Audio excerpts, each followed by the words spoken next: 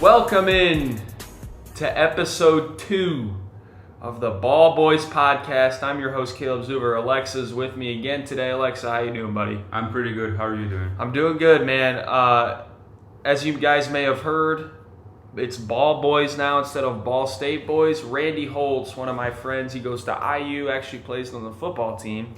When we were posting all this stuff about our first episode, Aleksa, he proposed the idea of just Ball Boys podcast instead of Ball State Boys, and I think we both kind of agreed that was probably a better idea. So, Aleksa, you're going off with some family this week. You're going to visit some family back in your hometown. So we wanted to get a podcast episode in before week 1 of the NFL season. And some news that just came down today. Obviously, you are a Steelers fan, so this kind of hits close to home. Ryan Shazier is retiring. He officially announced his retirement, and this is kind of your floor here because I want to know how you feel about it. I'm not as tuned into the Steelers organization as you, and Shazier, I know, meant a lot to you. I still remember that Monday Night Football game at Cincinnati. Always, every game is rough against Cincinnati. And I just remember that play. He went up to make a tackle, and the next thing I saw was him just laying on the field and for a couple of minutes, and that hits hard. Like, that year he was playing a lot better. He was true leader. And today the news of him retiring hits hard, but it's good for him. Yep. He did everything good in his career, so he deserves it. Absolutely.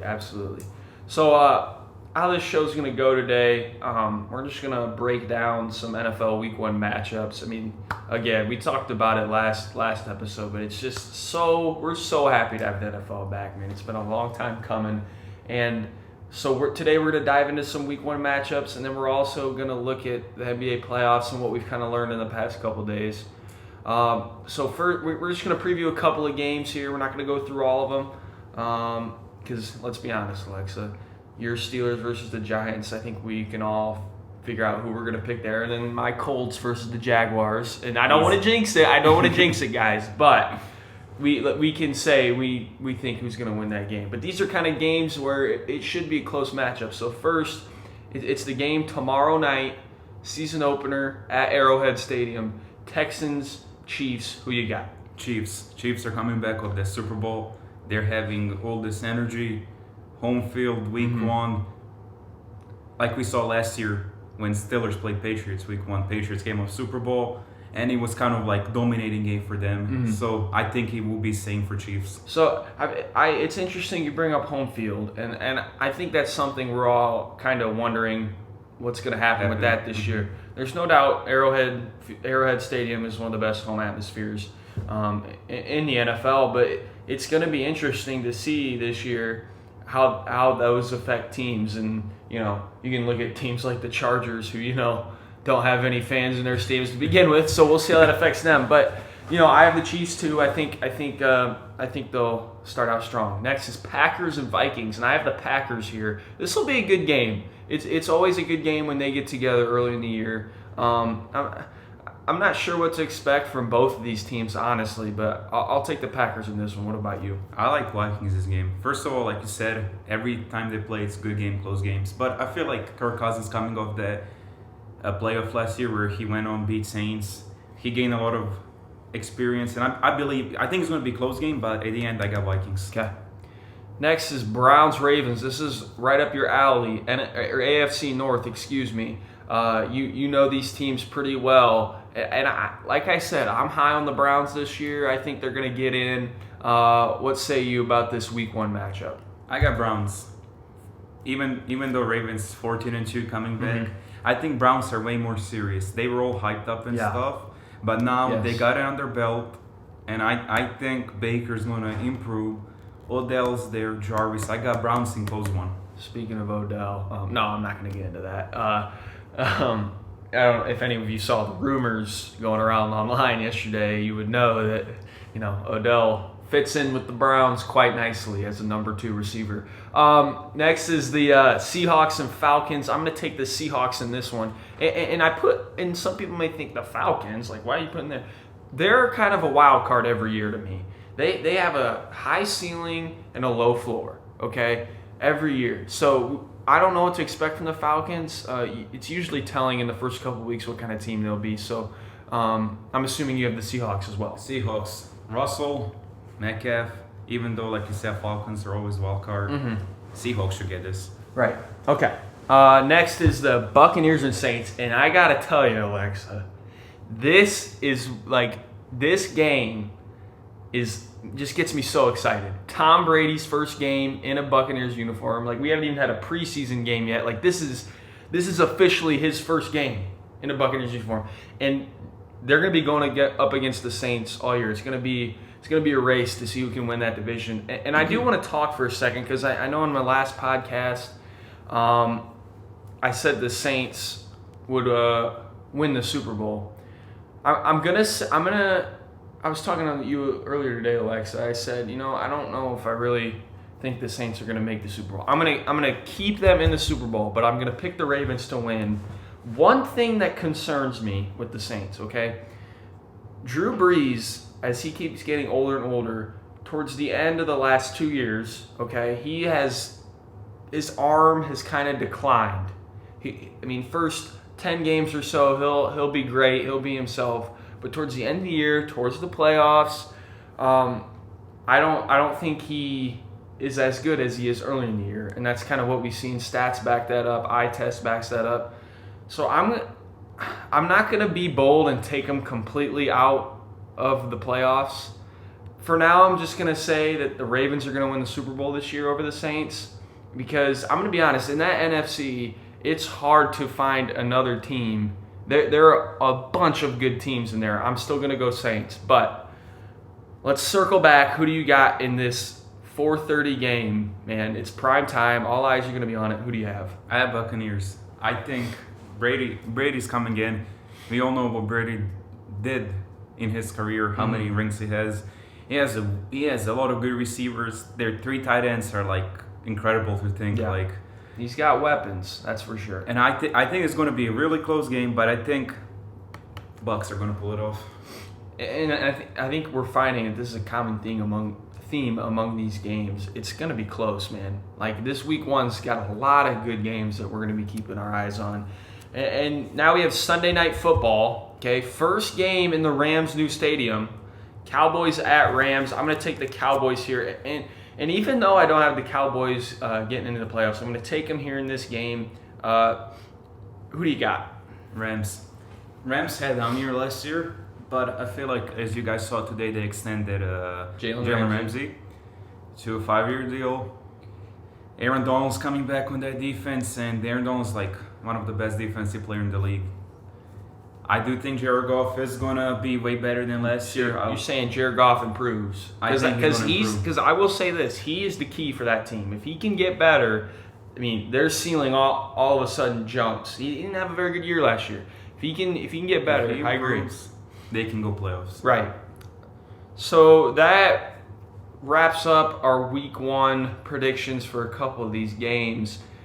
And we're not even gonna take a break. We're just gonna jump right into the NBA playoffs, because I gotta tell you, Alexa, it is just so fun to watch these games every night.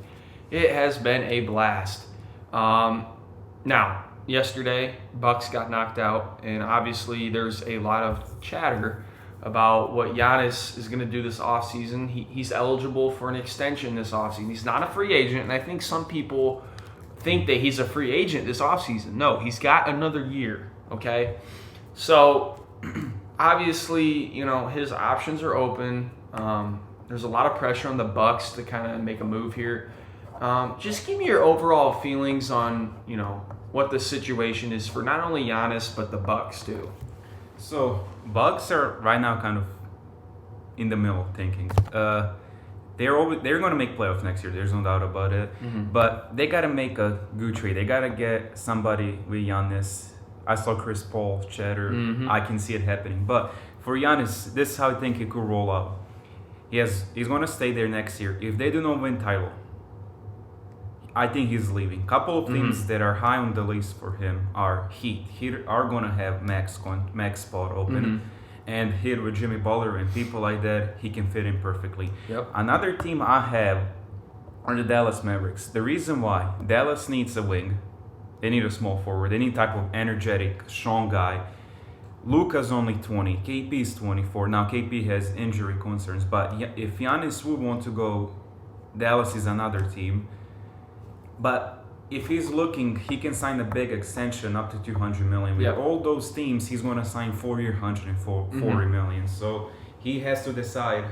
Right. And here's the thing for me. I don't think I'm going to rule it out right now. There is no way that he signs an extension this offseason because you have to put pressure on the organization to say, go get me another star player, right? And he can sign for the same amount of money and same amount of years after next year. Yes. So he's not missing out on anything. This is where, in the NBA, star players have a lot more power. He's got to put pressure on the organization. And I agree with you on the Chris Paul thing. I think we talked about that a little bit this week. Chris Paul, I think, Thunder already, you saw yesterday, got rid of Billy Donovan, who just took them to the playoffs after no one expected them to make it. Okay? And Chris Paul was a big part of that too. It looks like they're trying to rebuild. Chris Paul is going to be available for a trade. Yes, it's a lot of money. Okay? But Giannis, after next year, he's not guaranteed to be there. Go all in, okay? Because if you don't, you're making the same mistake the Cavs did with the first time with LeBron. Didn't get him a second guy. We'll see how Chris Middleton is, but that's how I feel right now. Giannis has to put pressure on the organization. And then kind of just to wrap things up here, we're trying to make this this episode a little bit shorter than last one. Last one kind of ran long. But talking about the Lakers and Clippers the last 2 nights, I've been really impressed with both teams, and it looks like we're heading towards a clash in the Western Conference Finals between these teams. And one of the things I took away, Aleksa, in the third and fourth quarter, especially for both teams, their defensive intensity in the last 2 nights, each of them playing game 3s, their defensive intensity picked up, and to me that just speaks to what the playoffs is, man. Lakers have been inconsistent on defense all year. We know the Clippers have defensive players. To me, they stepped it up the last 2 nights, and that just shows how much playoff basketball means, man. So Lakers let up 38 points in the second half. Clippers they were just flying around. I forget what they ended the game on, a run there to beat the Nuggets. Aleksa, give me your outlook on the rest of these series, how they're going to play out. We have, before I let you roll here, we have Celtics and Raptors game 6 tonight. So give me predictions on how it's going to go tonight, and then how the rest of the Nuggets and Lakers series is going to go. So tonight, I think Celtics, like I said in first episode, Celtics are winning it in 6. I think they want to end this night. If they don't end it, game 7 will be hard for them. The door open, yeah.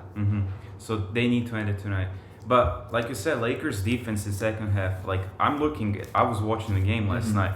Alex Caruso impressed me on the defensive end. Yeah. You had Kuzma, he was 7 of 10 last night, man. He is slowly, I think one of the things that has impressed me, he's learned how to play off the ball now.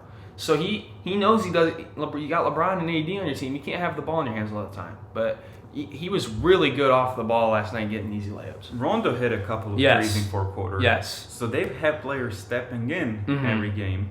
So I do, like I said in first podcast, Lakers in 6. I still think that is happening. Clippers and Nuggets. Clippers defense in that 4th quarter, that impressed me. A wide block, that was amazing. Yep.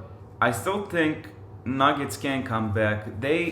The second and third game, it was pretty close. Nuggets could have won both of them, but Clippers defense stood up last game and got. I still think that game is gonna go in 7 games. Still got Nuggets in 7. I still think it depends. If Nuggets win next game they play to tie 2-2, but if they fall down 3-1, Clippers are ending it. Gotcha. Well, it's been another fun episode, man. Like I said, we're trying to keep things shorter, so we don't have to keep you guys as long. It's kind of a quick listen.